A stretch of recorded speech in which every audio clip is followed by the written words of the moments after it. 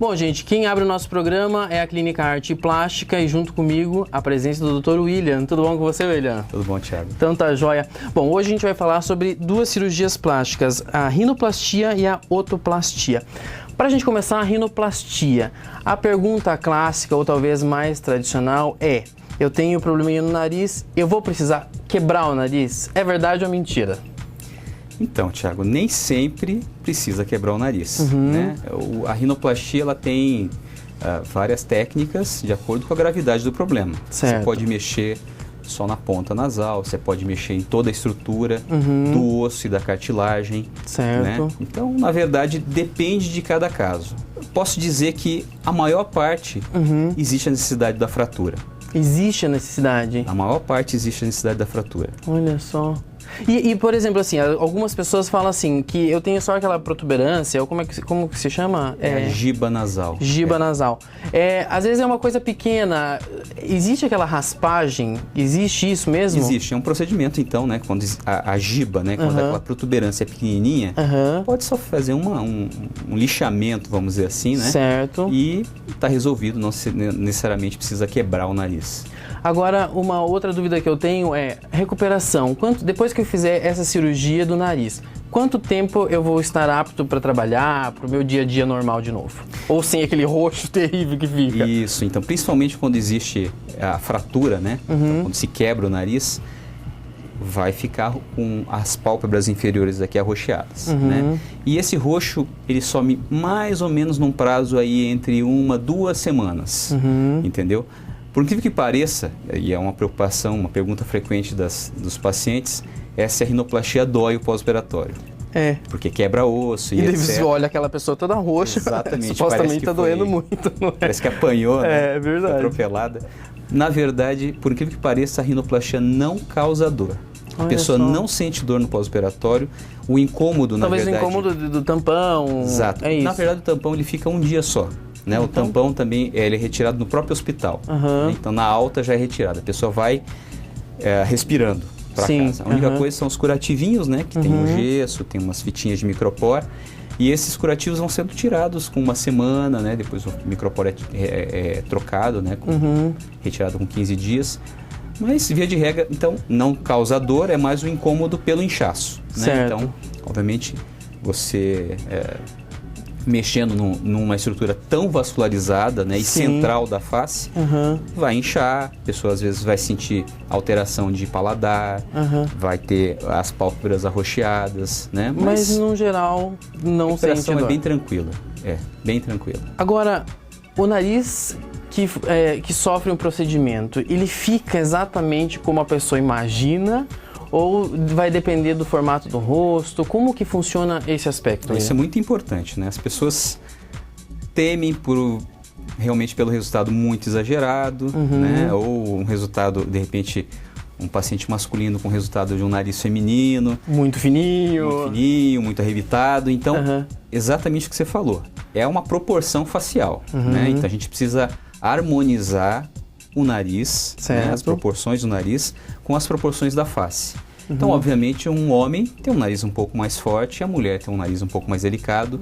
Com isso, existem cálculos, etc. Então, obviamente, essa angulação que faz o nariz ficar um pouco mais empinado ou não, na mulher é diferente do homem.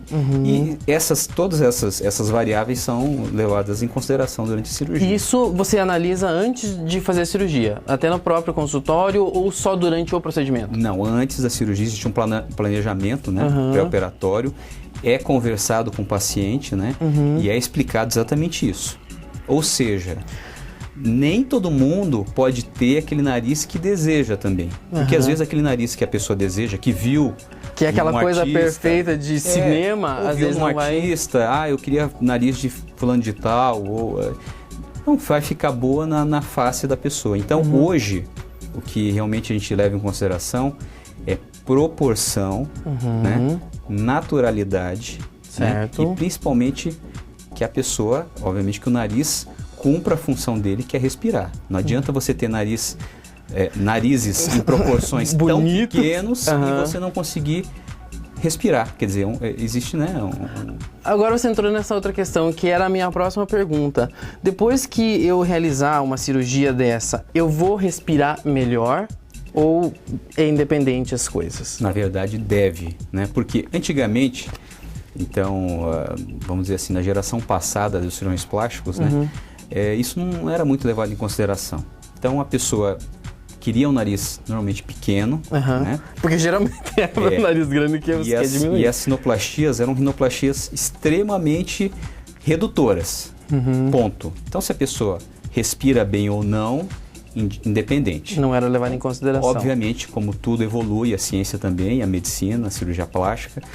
Então, hoje a gente leva em consideração principalmente a parte funcional. Então, a pessoa que tem problemas respiratórios, né, ela precisa ter esses defeitos, esses desvios corrigidos durante a cirurgia, no mesmo momento em que se faz a cirurgia estética. Mas isso é o profissional de otorrino, é isso. Que faz esse procedimento. É uma união das duas técnicas, né? Exatamente. Então, da mesma forma, por exemplo, como você comentou sobre a questão da mama, né?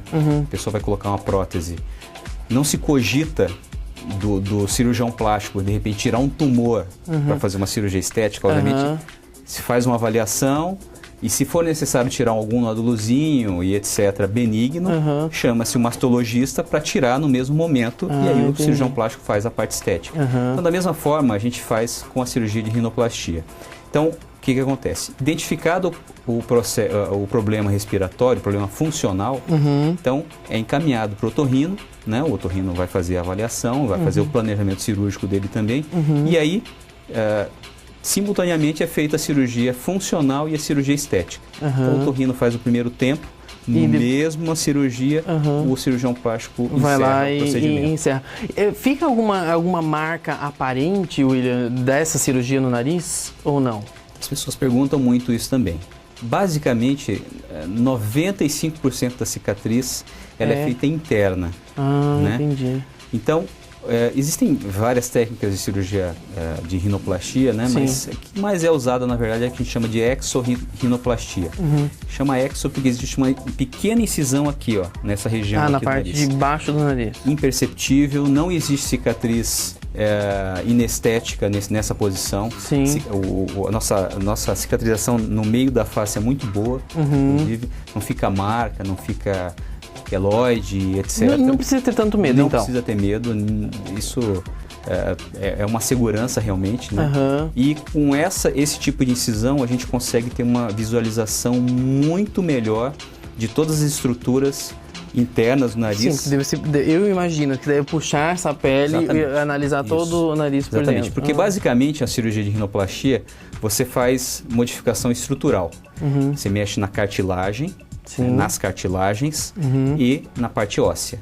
Entendeu? Entendi. A pele, ela se acomoda de acordo com dessa arquitetura. Agora, a gente falou um pouquinho do nariz, agora a orelha, porque a otoplastia é isso, né? Uma vez eu conversei com vocês até nas nossas últimas entrevistas e a Carla, eu acho que foi a Carla que fez essa entrevista comigo, e ela comentou que o ideal é fazer essa cirurgia de, sei lá, diminuir um pouquinho a orelha de abano quando é criança. Talvez é uma das cirurgias mais precoces que a gente recomenda, é a cirurgia de correção de orelha em abano. Orelha em abano, na verdade, então, o que é? É uma deformidade congênita, então a criança nasce com esse problema, geralmente tem uma história familiar. Não é porque dormiu diferente, não. Não adianta fazer, colar e etc, que não fica.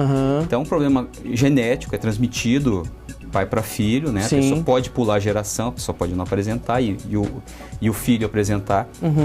E, na verdade, a gente recomenda fazer na idade pré-escolar, pela questão, na verdade, do bullying, né? Então, porque criança sofre muito com cruel, isso. Aponta as diferenças e etc, né? É uma crueldade, mas é isso que tem nela, não adianta. Então, e você fazendo essa correção nessa faixa etária, né, pré-escolar, então você elimina essa possibilidade. E a gente tem que pensar que a formação da personalidade da criança, ela é muito importante nesse período. E é baseado também na estética. Baseado na estética. Obviamente na interação, né, com os colegas, né? Então, com isso, às vezes pode a pessoa pode desenvolver ali um trauma, né? E realmente essa questão do bullying, então, é levada em consideração. Então, se preconiza a idade pré-escolar. Não podendo, pode-se fazer quando adulto e etc. Né? A gente já operou, na verdade, até mulheres de 50 e poucos anos. Porque depende o quanto incomoda você. Se você não se incomoda, tudo bem. Se você se incomoda, faz a hora que você puder. É demorada essa cirurgia? Não, uma cirurgia rápida, uma cirurgia que, quando é feito, obviamente não criança, né? Quando é feito em adulto, né? Em jovem, mais ou menos 1 hora de cirurgia, anestesia local sem sedação, quer dizer, a pessoa vai ficar acordada a cirurgia toda. Em 1 hora praticamente está corrigido, né? O problema. Só. Não, é prático. Cirurgia prática, uma cirurgia que a gente considera... E muda a vida da pessoa, eu tenho certeza, né? Quantas mulheres não prendem o cabelo por causa da orelha em abano, né? Quantos homens deixam o cabelo comprido para esconder e é resolvido com 1 hora. Nossa, procedimento. Hoje, e a pessoa acordada. E hoje é muito prático, né, William? Eu acho que até as formas de pagamento são práticas, são fáceis. Eu acho que todo mundo consegue fazer isso, né? Com certeza, né? Popularizou bastante a cirurgia plástica. A cirurgia plástica não é para poucos, né? Não. Agora, na verdade, está democrático, né? É verdade. Eu acho que... a gente está fazendo essa série de entrevistas. No próximo programa a gente vai ter a doutora Carla ou o William aqui novamente para falar de outras cirurgias. E qualquer dúvida que o pessoal tenha, pode marcar uma consulta com vocês lá na clínica, né, William? Entrar no site de vocês. Vamos passar endereço, site, para o pessoal tirar suas dúvidas. Então, sempre eu acho que é importante, exatamente, se você pensa, se te incomoda, na verdade, né, alguma deformidade que você apresente, né, seja na face, seja no corpo, acho que é importante conversar. Então, tirar suas dúvidas. É verdade. Acho que é o primeiro passo. Acho que a maior arma contra realmente o medo, a insegurança é a informação, né? Então, a gente está à disposição, né, na rua Antônio Alves Massaneiro, né, 722 lá no Country. Certo. Telefone 3035-3600, né? Tem um site que tem várias informações a respeito de todas as cirurgias. Tem perguntas, respostas lá também. Respostas, principais dúvidas, né? Que é o arteplástica.com.br.